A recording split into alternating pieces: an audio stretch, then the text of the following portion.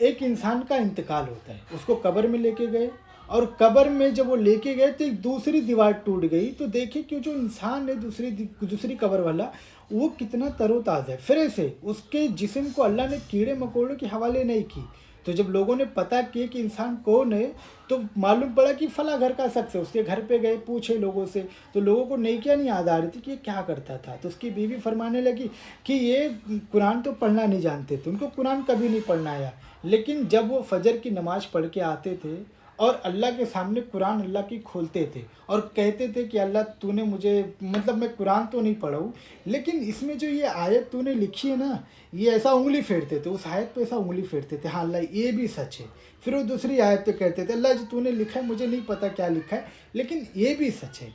مطلب قرآن سے اتنی محبت، پڑھے نہیں تھے لیکن وہ جتنی آیتیں تھے انگلیاں پھیرتے تھے اور کہتے تھے اللہ جو تو نے لکھا ہے یہ بھی سچ ہے۔ تو جو قرآن سے محبت کرتا ہے نا، اللہ پاک اس کے جسم کو کیڑے کے حوالے نہیں کرتے۔